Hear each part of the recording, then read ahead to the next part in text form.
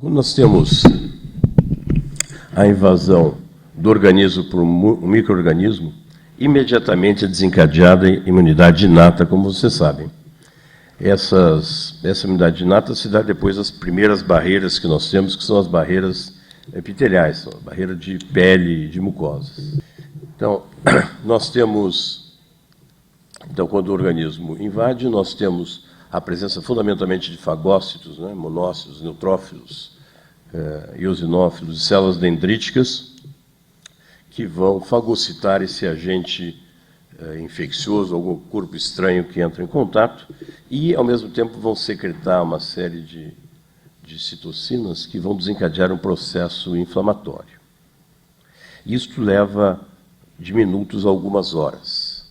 Depois disso, o organismo lança a mão de algo que é bastante mais especializado, que a gente chama de imunidade adaptativa, em que ele gasta menos energia e ele vai mais diretamente ao seu alvo. E para isso ele vai utilizar as duas grandes células que fazem isso, né, os linfócitos B, que vai desencadear a resposta humoral, para produzir anticorpos específicos, e os linfócitos T, que vão proliferar e que vão desencadear as respostas, e vão criar as células T efetoras, que são células protetoras, diretamente. Isto ao curso de alguns dias. Né? Então, na primeira resposta, na resposta primária, nós vamos ter isso aí aparecendo por entre 7 e 15 dias depois desse contato com a infecção. Esse tempo vai ficar bem menor quando você tem uma resposta secundária. Então, agora, como é que nós sabemos que um micro-organismo entrou no organismo? Porque não existe identificação, né? Nós não temos nenhum tipo de identificação no micro-organismo que o identifique, a não ser justamente substâncias, grupos de substâncias que são comuns aos patógenos e que, com o tempo, os organismos aprenderam a reconhecer. O que é isso? DNA de bactérias, açúcares tipo manose, lipopolissaccáride, fosforilcolina são alguns exemplos de substâncias que estão nos patógenos e que fazem desencadear essa imunidade inata. E o que essa imunidade inata, então, faz? Além da fagocitose, como eu disse para vocês, nós temos a secreção de algumas linfocinas, como interferons, interleucina 1 e TNF, que levam à inflamação. Mas você vê se é um estudo, um desencadeamento de alguma coisa de alerta. Como eu disse para vocês, gasta muita energia. Agora, no momento que isso ocorre, nós desencadeamos uma resposta adaptativa. E na resposta adaptativa, a grande questão é o reconhecimento dos epitopos individuais, das moléculas individuais. Eu sempre digo que o que distingue a imunologia de outras ciências é exatamente isso. Porque o resto nós temos fenômenos de biologia celular que ocorrem em qualquer parte do organismo. Mas o que distingue é o fato de que nós conseguimos reconhecer determinantes antígenos que são especiais. E fazemos uma resposta que vai ser específica, né? Então, com baixa energia, nós conseguimos um grande resultado. Esse reconhecimento de epitopos individuais se dá por o reconhecimento de peptídeos que são gerados pelo processamento intracelular dos antígenos, principalmente pelas células dendríticas, ou células monocitárias, células que têm a capacidade de fagócito e que apresentam o antígeno, e esse reconhecimento se faz pelas células T ou células B, dando a sua resposta. Além disso, as células T, uma vez que elas se desenvolvem, elas começam a secretar uma série de citocinas que levam não só à ativação celular, mas levam também à produção de células efetoras. Muito bem. Como é que isso é feito, então? Se nós resumirmos o que nós vimos até agora, uma célula que tem a capacidade de apresentação de antígeno, uma célula dendrítica, ela reconhece padrões que são comuns aos patógenos, aqui alguns exemplos disso, através dos seus receptores TOL. ele fagocita para dentro da célula esse patógeno, processa os antígenos e depois apresenta esse antígeno na superfície da célula. Aqui está representado uma apresentação do antígeno de classe 2, aqui um peptídeo que foi processado por essa célula, e esse conjunto, molécula do sistema principal de descompatibilidade, que no camundongo é H2, que no homem é HLA, vai apresentar o peptídeo que vai ser reconhecido pelo receptor de célula T. Esse reconhecimento, existem células, existem moléculas que são acessórias a esse reconhecimento, aqui não está marcado, mas a molécula CD4, ela vai se fixar numa parte que é comum e que não se modifica nas moléculas de classe 2, e nós temos aqui também a representação de CD28 e B7, que é uma célula coestimulatória importante, que dá estabilidade ao complexo e permite que haja transdução do sinal para dentro da célula e que leva à sua ativação. Muito bem.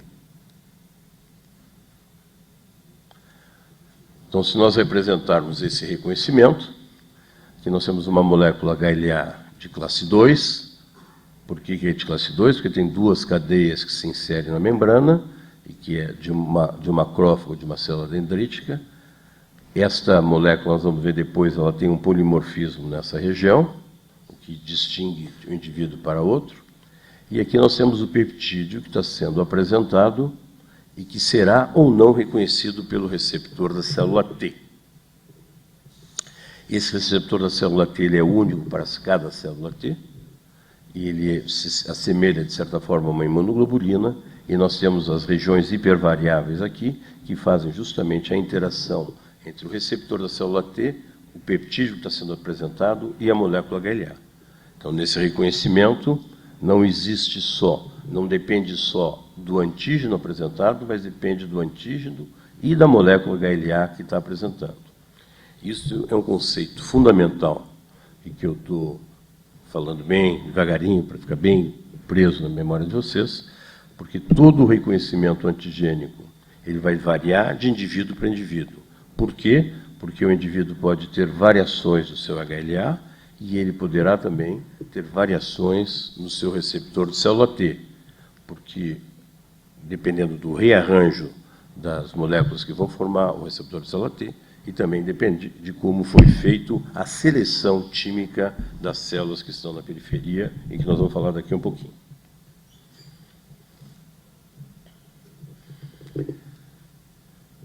Nós temos, a partir daí, então, desencadeamento de várias respostas imunicelulares, que nós vimos. Nós temos a geração de efetores CD8, que reconhecem um peptídeo mais uma molécula de HLA no homem, H2 no camundongo, o MHC de classe 2, que formam, então, esses efetores citotóxicos, que, ao fazerem um reconhecimento, emitem sinais. Esses sinais podem ser através de Fas, e Fas ligante Fas, ou pode ser através de granzyme ou outras substâncias que matam a célula e que vai lá e mata a célula.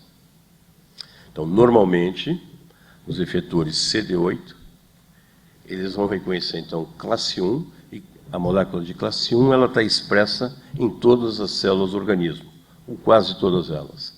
Ou seja, quase todas elas são factíveis de serem mortas por um efetor CD8.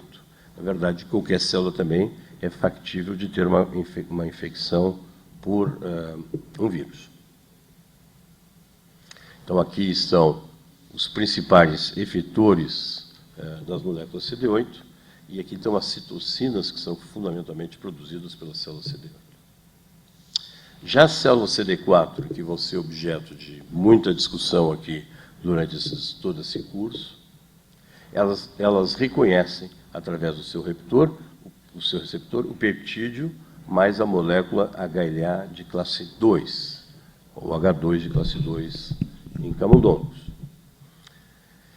Esse reconhecimento ele pode levar a uma resposta de tipo TH1, que há o reconhecimento e a produção de citocinas do tipo TH1, que pode matar a célula-alvo, ou podemos ter uma resposta do tipo TH2, em que são produzidas citocinas TH2, características do TH2, e que vão induzir uma resposta humoral, ou seja, vão ajudar a célula B a produzir anticorpos. São características e marcadores da resposta TH1, os diferentes moléculas que são ativadoras a partir dos macrófagos, e são características do TH2 aquelas que vão atuar sobre células B, né? Fundamentalmente L4, L13, os grandes marcadores de uma resposta TH2. Então, aqui um desenho muito simplificado das moléculas HLA no homem.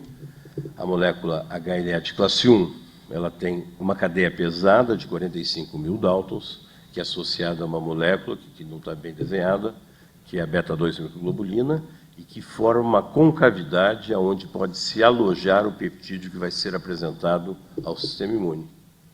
E vocês veem que esta aqui tem uma inserção, apenas que é a cadeia pesada de 45.000 Daltons, que insere na membrana da célula. A expressão das moléculas HLA de classe 1 é em todas as células nucleadas do organismo. Ela pode estar mais expressa ou menos expressa. Então, a gente diz que é uma expressão ubiquitária. E existem pelo menos 3 séries alélicas bem fortes, bem conhecidas, existem mais, mas essas são as mais importantes, que são HLA A, B e C. Nós vamos ver como é que isso está localizado no gene.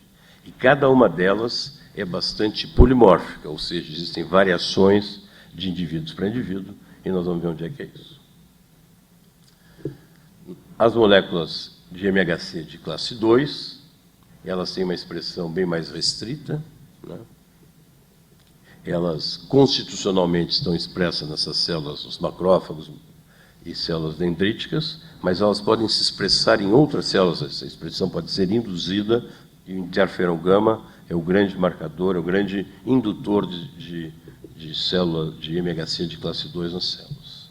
Nós temos 3 séries alélicas, DR, DQ e DP, as mais importantes, sendo DR onde tem maior concentração dos estudos até hoje. Quando olhamos onde é que esses genes são codificados, eles são codificados, então, no braço curto do cromossoma número 6, e nós temos aqui o cluster onde estão codificadas as moléculas de classe 1, só tem uma cadeia, como eu disse para vocês, é só uma cadeia que é codificada aqui, e associada não covalentemente à beta-2-microglobulina, e depois nós temos os genes que codificam para a classe 2. Então, nós temos aqui DR, um gene para alfa e 2 genes para beta, DQ, e aqui DP. Existem outras moléculas que eu não vou entrar muito em consideração, porque são de menor importância. Então, nós temos uma cadeia alfa e uma cadeia beta que sempre são expressas. No camundongo, é em um outro cromossoma, o cromossomo 17, e nós temos distinta, como se houvesse uma inversão e uma inserção aqui no meio dos genes de classe 2 em relação à classe 1. Então, classe 2 no camundongo está no meio dos de classe 1, está o K e aqui está o L, e nós temos, que são chamados as moléculas IA, nós temos IAA e IAE, as mais importantes. Existe uma coexpressão, quer dizer, não existe dominância nesses genes, existe uma coexpressão na superfície da célula, e o indivíduo expressa as moléculas tanto de origem maternal como de origem paternal, na mesma célula. E se for uma célula dendrítica, vai haver a coexpressão de todas as moléculas, todas as classe 1, todas as classe 2. Se for uma outro tipo de célula, nós vamos ter só a expressão das moléculas de classe 1. Eu já falei um pouquinho da estrutura dessas moléculas de classe 1. Então, a cadeia pesada que está aqui desenhada, associada não covalentemente à beta-2-microglobulina, que fica flutuando. mas que ela serve de sustentação para os folhetos beta, que são o sustentáculo dessa molécula, e aqui nós temos as alfas-hélices, que formam uma espécie de cálice da molécula HLA, e aonde que se inserirá o peptídeo para ser apresentado para o receptor de célula T. Então, aqui estão as alfas-hélices, e aqui os folhetos beta. E isso aqui é o jeito que a gente tem das moléculas de classe 1. As moléculas de classe 2, no fim, têm uma situação semelhante, mas o jeito que elas são formadas pela cadeia alfa e pela cadeia beta associadas de uma forma não covalente, e elas, ao se juntarem, elas formam também uma concavidade, uma fenda, aonde que vai se inserir o peptídeo, como se insere em classe 1, só que aqui a fenda é um pouquinho maior, os peptídeos aqui são um pouquinho maiores. Da mesma forma, nós temos folhetos beta, que fazem um assoalho para essa concavidade, e nós temos as alfas-hélices que estão aqui dentro, e que dão suporte para o peptídeo que poderá ser apresentado. Quando se começou a realmente descrever o sistema, no começo dos anos 60, existia um pequeníssimo número de alelos, porque esses alelos eles eram descritos por soros de indivíduo que faziam anticorpos específicos, quase como grupo sanguíneo. Foi assim que Jean Dosset descobriu e descreveu os primeiros antígenos HLA. O primeiro foi A2 que ele descreveu. Depois se começaram a utilizar, aí pelos anos 90, se começaram a utilizar métodos moleculares de descrição de polimorfismo, de variações, e começou a crescer muito o número. Também se começaram a estudar populações mais exóticas, que tinham pouco conhecimento, e vocês viram que foi crescendo um número espantoso descrito de alelos de classe 1, em 2014, que chegam a mais de 8 mil alelos para classe 1, e mais de 2 mil alelos para classe 2. Isso, sem dúvida, aumenta muito a complexidade do sistema e a dificuldade de compreensão. Mas, do ponto de vista, digamos, biológico, é claro que sempre pode haver as variações sutis que estão envolvidas com isso, mas a gente, por exemplo, do ponto de vista clínico, na área de transplantes, a gente não precisa saber todos esses números de alelos aqui. A gente, com um número mais reduzido, a gente busca a compatibilidade entre os indivíduos. Quer dizer, o real papel biológico que tem dessas pequenas variações, que são, às vezes, variações de nucleotídeo, ainda tem que ser determinado. Mas a gente sabe, por outro lado, que algumas dessas variações são muito importantes para todo esse sistema de controle de resposta que nós estamos falando. Então, os resíduos que são polimórficos na molécula HLA, a gente sabe que eles estão ou no assoalho de folhetos beta, ou em algumas áreas das alfas-hélices, que formam a fenda em que vai se inserir o peptídeo a ser apresentado. De tal forma que essas variações de peptídeo, que podem ser variações de forma ou de carga do peptídeo, vão alterar também como é que vai ser a interação com o peptídeo e vai alterar a apresentação do antígeno para o receptor da célula T. Isso é verdade para as moléculas de classe 1 e também é verdade para as moléculas de classe 2, em que nós temos também, tanto em DQ como em DR como DQ, nós temos que as alterações de aminoácidos ocorrem justamente nessa região de interação com o peptídeo. Então, aqui nós temos alguns desenhos de como é que seria a ligação de classe 1 e classe 2 com o peptídeo. Como eu disse para vocês, o peptídeo que se insere na molécula de classe 1, ele é menor do que se insere em classe 2, porque aqui as alfas-hélices são mais fechadas e aqui são mais abertas, permitindo a inserção do peptídeo maior. Aqui está uma representação com a interação de cargas que ocorre. E a gente sabe também, já há alguns anos, que tanto classe 1 como classe 2, para que eles se insiram, nós temos alguns lugares, alguns pockets, alguns bolsos, que são importantes que os aminoácidos do peptídeo se insiram para que dê essa habilidade e o peptídeo realmente seja apresentado pelo sistema. Se não houver peptídeos que se insiram nesses pockets, não há estabilidade do complexo peptídeo-molécula de MHC e não é apresentado. Então, cada vez que tem um peptídeo para ser apresentado, ele tem que interagir. E isto varia de molécula de MHC a molécula de MHC. Por isso tem o conceito que nem todo peptídeo vai ser reconhecido vai ser apresentado pelos diferentes indivíduos com diferentes moléculas de MHC. O que faz com que diferentes tipos de vacinas que são desenvolvidas e que têm uma base peptídica, eles têm que ter um jeito de ser apresentado pelas diferentes moléculas. Esse peptídeo ele tem que ter uma ação promíscua nas moléculas HLA, porque senão ele não será apresentado. Eu vou voltar a esse tema aí várias vezes, porque isso é um assunto muito importante quando nós estamos trabalhando com vacinas, ou estamos falando de resposta imune de uma forma geral, de número reduzido de peptídeos, e que não é uma vacina que tem todo um organismo inteiro, em que aí nós vamos ter uma grande quantidade de antígenos que poderão ser apresentados.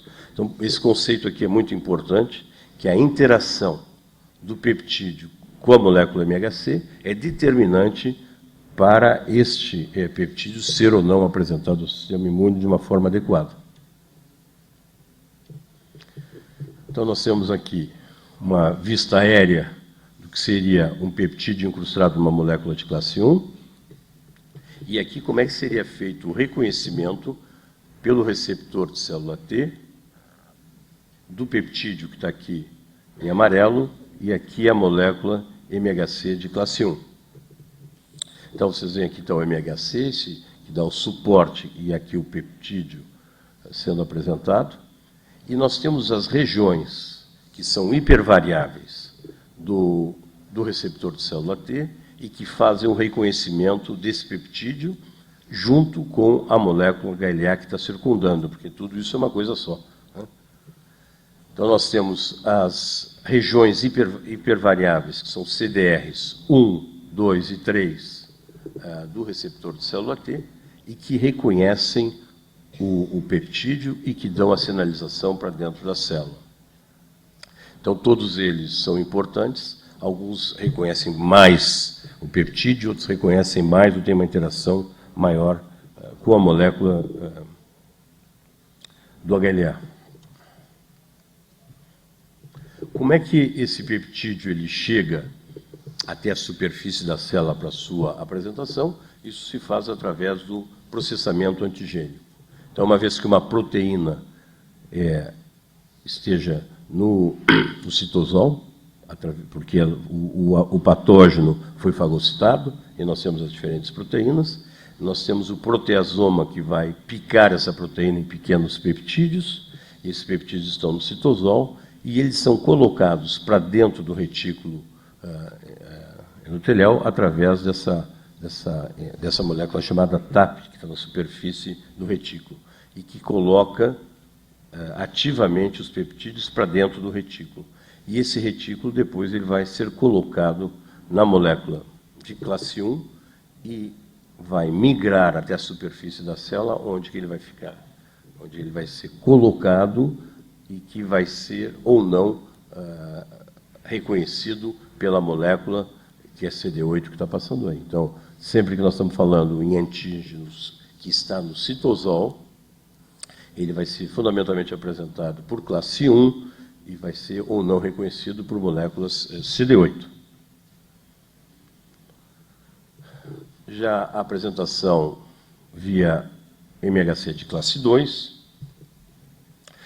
isso se faz quando há endocitose de uma partícula externa à célula, então não estava no citosol, e essa partícula ela vai ser, então, ser feita a proteólise e vão se gerar os peptídeos, e esse peptídeo vai ser colocado numa molécula de classe 2, que anteriormente estava ali dentro para segurar essa região, estava com a cadeia invariante, que sai, entra o peptídeo que vai ser apresentado, e aí vai para a superfície da célula, aonde que será reconhecido por uma molécula CD4. Muito bem. Nós temos o reconhecimento. Agora, como é que a gente faz o repertório? Como é que o indivíduo ele vai reconhecer suas coisas que não são dele? Como é que ele reconhece aquilo que é externo e como é que ele é tolerante a si mesmo? Isso se faz através da educação tímica. Então, essa educação tímica vai fazer com que as células que vão para a periferia tenham uma seleção positiva. E as células que são perigosas, que reconheçam estruturas do eu, do próprio, que sejam destruídas. Então, como é que isso se faz? Então, os linfócitos, quando eles são formados, os linfócitos T, eles não têm nem CD4 nem CD8. Aí eles começam a apresentar CD4 e CD8 e são jogados no epitélio tímico. E no epitélio tímico eles vão ou não, né, dependendo da seleção do seu receptor de célula T, que foi feito o rearranjo das moléculas, então eu não entrei aqui como é que isso foi feito, ele vai entrar em contato com as células do epitélio tímico que vão ter os diferentes antígenos do próprio indivíduo que vão apresentar. E com isso, nós podemos ter uma interação com a molécula de MHC classe 2, aí para de apresentar, se tem interação com classe 2, a molécula só apresenta o CD4, para de apresentar CD8. Se tiver uma interação com classe 1, ela para de apresentar CD4, só apresenta CD8. E se não liga com nada, desaparece. Então, essas células que são simplesmente positivas, elas são selecionadas. Mas elas também não podem ter uma interação muito forte. Então, nós temos seleção positiva e temos seleção negativa. E essa seleção positiva e negativa também se dá porque, se não houver interação muito forte entre o receptor de célula T e o MHC classe 1 ou classe 2, se não houver interação nenhuma, há uma negligência, a célula não recebe nenhum estímulo e morre. Se for muito forte essa interação, e essa célula for perigosa, porque ela pode reconhecer o próprio e desenvolver uma doença autoimune, ela recebe uma seleção negativa e desaparece. Somente as células que têm uma interação intermediária é que vão ser selecionadas e vão ser colocadas na periferia. Então, vocês viram que nós temos os mecanismos de seleção positiva e negativa, e as células vão para a periferia. E na periferia elas podem se transformar em células efetoras ou podem se transformar em células regulatórias. E podem desenvolver também a sua capacidade de regulação do sistema na periferia, além de nosso sistema todo de células efetoras. Agora, apesar de nós termos pouca discussão aqui na parte de autoimunidade, eu quero lembrar para vocês um pouquinho sobre os erros que nós podemos ter nesse processo. Então, um erro que nós podemos ter é nós desenvolvermos autoimunidade. E como é que nós vamos desenvolver autoimunidade? A autoimunidade, geralmente, ela tem suscetibilidade genética. Dentro da suscetibilidade genética da humanidade, que nós temos na autoimunidade, existem vários genes que podem estar envolvidos. Um que geralmente está envolvido, ou quase sempre está envolvido, são os genes de HLA. Por quê? Porque os genes de HLA, ao apresentarem o antígeno, podem apresentar de uma forma, digamos, um pouco deformada do que seria a resposta normal e desencadear mecanismos de autoimunidade. Nós vamos ver daqui um pouquinho como.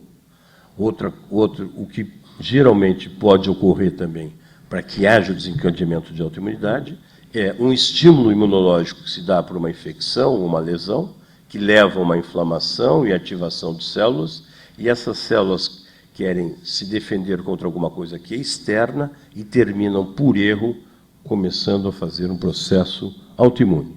Então, frequentemente, os mecanismos de autoimunidade se dão depois de um mecanismo de infecção ou de lesão tissular. E como é que isto se perpetua?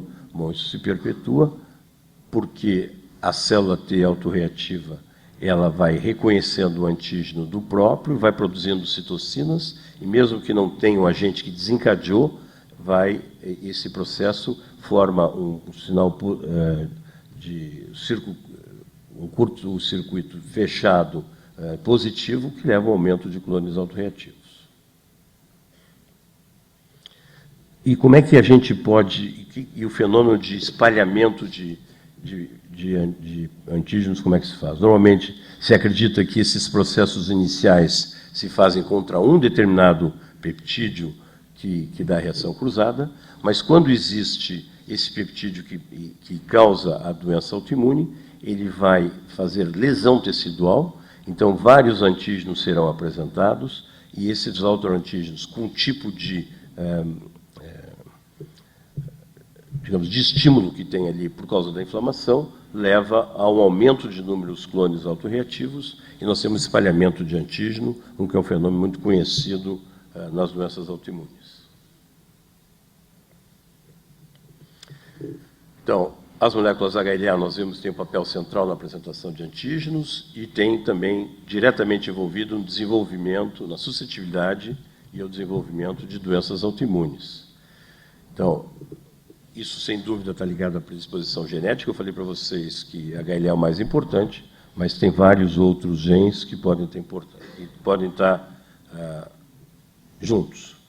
Então, nós vimos que, por exemplo, quando você vai estudar diabetes tipo 1, que é uma doença autoimune, nós temos um número elevado de pessoas que são monozigóticas, e estudos familiares mostram que, frequentemente, essas pessoas compartilham a mesma molécula HLA. O lúpus e outras doenças também mostram que há um compartilhamento. Então, nós sabemos que existe uma associação muito forte entre diferentes alelos HLA e diferentes doenças autoimunes, como, por exemplo, o HLA-B27, associado com espondilite anquilosante, em que o risco relativo é superior a 150. E o HLA-B27 está associado a várias outras doenças que são, de certa forma, similares, como o Reiter, o VIH agudo e o VIH agudo, desculpe, com riscos relativos também bastante elevados. Isso é associação com o HLA de classe 1, que tem um papel direto na capacidade efetora da célula. Já a associação com o HLA de classe 2 se dá em várias doenças.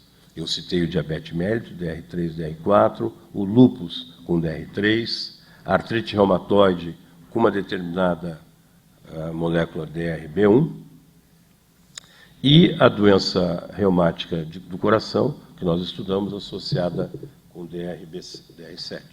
Eu já estou no fim, Luiz? 5 minutos eu não tenho tempo para fazer tudo que eu tenho que falar, então. E esse fenômeno de autoimunidade se dá por uma questão de mimetismo molecular.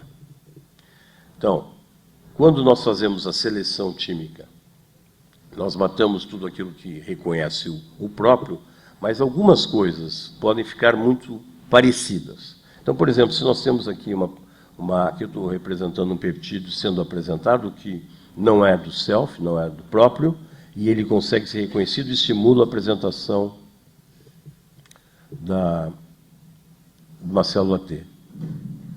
Essa apresentação da célula T não faria com que o antígeno do self não estimularia essa célula. Mas, como houve a estimulação já de produção de citocinas aqui, isso aqui pode servir como alvo e pode manter um sistema, já que a inflamação vem de outro lado.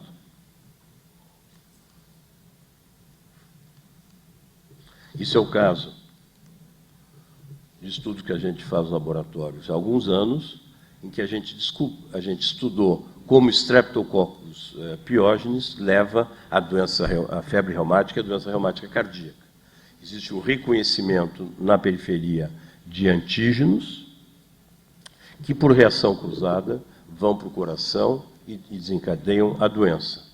A gente sabe que isso é associado a DR4, no nosso meio a DR753, e que os indivíduos que têm a doença, tanto a doença grave como a doença média, eles são DR7 ou DR53 e reconhecem fundamentalmente o peptídeo, esse peptídeo, que é derivado da proteína M, que é uma proteína espiralada do estreptococo, e que dão uma reação cruzada com o coração. Então, os indivíduos que são DR7 e que reconhecem esse peptídeo, eles têm frequentemente a forma grave ou a forma mais branda. Mas você vê que a gente não encontra no repertório dos indivíduos que são DR7 o reconhecimento desse antígeno, por isso que não tem aqui nada nos controles. Os indivíduos que são DR7 negativo reconhecem tranquilamente esse peptídeo sem causar a doença.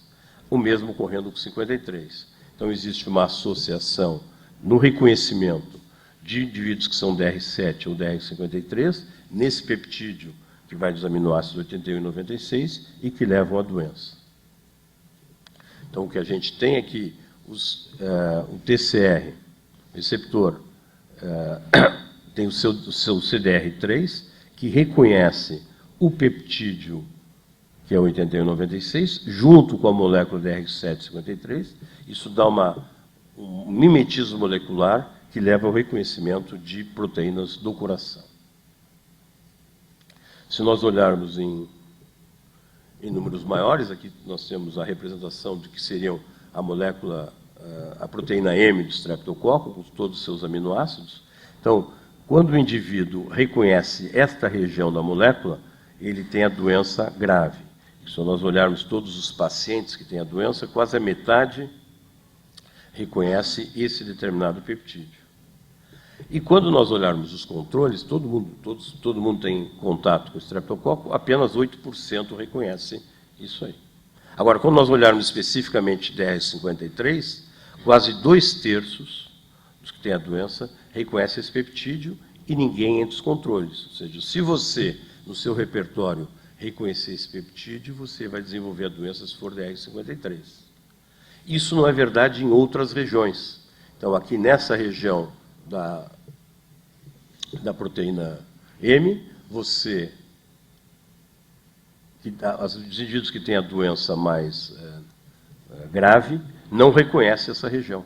E metade dos controles reconhece. Então, de uma forma de nós nos defendermos, é reconhecer uma outra região do estreptococo que não dá reação cruzada. Tá certo? A partir desses estudos, nós,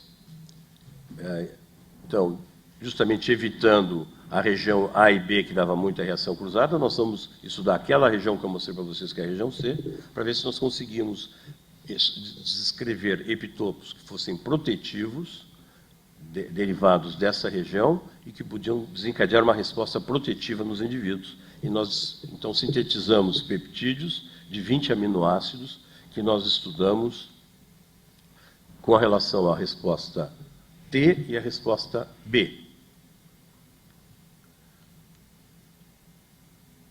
E nós descrevemos o peptídeo que era fundamentalmente recebido pelos linfócitos T e outro que era fundamentalmente reconhecido pelos linfócitos B. Como um estava bem perto do outro, essa sequência nós patenteamos como possível candidato para desencadear uma resposta protetiva contra o estreptococo que não desse reação cruzada justamente com o coração e assim não desencadeasse a doença. Quando nós imunizamos animais e depois nós testamos o soro desses animais se eles inibem a adesão e a invasão do Streptococcus pyogenes, nós vemos que nós temos uma inibição da adesão e da invasão quase na totalidade das diferentes cepas que são reumatogênicas, e esse teste se dava. Aqui estão os Streptococcus ligados à célula REP, e quando a gente pré-incuba, não tem ligação. Mostrando bem que o soro contra aquele peptídeo, que é o candidato de vacina, ele leva à proteção. Esse aqui é a ressonância de como é que seriam as formas possíveis desse peptídeo vacinal. E uma das preocupações que nós tivemos, e por isso eu estou apresentando isso para vocês, era que será que esse antígeno ele vai ser promíscuo, uma vez que é só um peptídeo, e vai interagir com as diferentes formas que nós temos de HLA? Então, nós vemos que, teoricamente, pelos possíveis sítios que as proteases, peptidases agiam, gerariam peptídeos que interagiriam com as diferentes moléculas HLA nos diferentes pockets, aqueles bolsos que eu mostrei para vocês. E isto a gente se mostrou... Opa, eu não tenho o slide aqui. Isso se mostrou que era verdade, porque nós testamos contra um grande número de indivíduos e vimos que realmente o peptídeo, ele não só ele é apresentado, como desencadeia uma resposta imunológica muito forte contra tudo isso. Bom, esse trabalho está indo muito adiante, nós vamos entrar em fase 1 agora de estudos clínicos, e a gente acredita que com isso a gente vai conseguir fazer uma vacina contra o streptococo, que não desencadeia a doença e que vai livrar as pessoas da doença. Eu não vou ter tempo de desenvolver os outros sistemas. Esse trabalho que eu desenvolvi, que eu falei para vocês, é fundamentalmente o trabalho da nossa chairperson, que está sentada aqui, que é a doutora Luísa Guilherme. E eu queria apresentar um trabalho muito interessante de Chagas, que foi feito por um ex-aluno meu, que hoje é meu colaborador, que é o Edécio, que está conversando aqui na frente. Mas eu não vou ter tempo de falar sobre como é que a doença de Chagas também a gente pôde fazer uma abordagem e como é que a molécula HLA e os peptídeos atuam e são determinantes na resposta ou na doença. E depois também, isso vocês vão ver em maiores detalhes aqui, como é que a HLA pode selecionar os bons respondedores, e é um trabalho que o Esper fez aqui conosco, e como é que nós vemos que os indivíduos B27, B57, B58 se protegem melhor do HIV e não têm a doença, porque eles montam uma resposta que é muito mais eficaz, porque existe um reconhecimento muito melhor. E que isso tudo levou ao desenvolvimento de uma proposta de vacina, estudando possíveis epitopos nas proteínas que levam a uma resposta melhor a HLA, interação com HLA e resposta anti-HIV. Esse trabalho foi inicialmente também um trabalho todo dirigido pelo Edécio, em que a Simone, que está aí com sua turma, participou, e que eu não vou também, infelizmente, poder apresentar como é que é a interação com as moléculas HLA e como é que isso nos levou ao desenvolvimento dessa proposta de vacina, que funciona muito bem em camundongo e que começou a ser testado em macacos, e a Susan, que está escondida aqui atrás, é que está fazendo esses estudos dos macacos, sob a direção do Edécio, e que nos mostrou também que nós temos respostas maravilhosas dos macacos, muito melhores que no camundongo, e que tudo isso vai ser discutido por outras pessoas aqui. Eu vou ter que parar a minha apresentação, só estão dando um pouquinho do sabor para vocês de como é que a molécula HLA controla todos esses princípios. Vocês têm que ter isso na cabeça durante todo a sua apresentação, e dizer que a nossa disciplina tem um laboratório que fica na Faculdade de Medicina e outro que fica aqui no Instituto Coração, no prédio 2 do Instituto Coração, aqui no 9º andar. Esse 9º andar aqui é todo nosso. O meu escritório fica aqui nessa pontinha, e quando vocês quiserem visitar, será um prazer. Muito obrigado pela oportunidade e tenham um bom curso.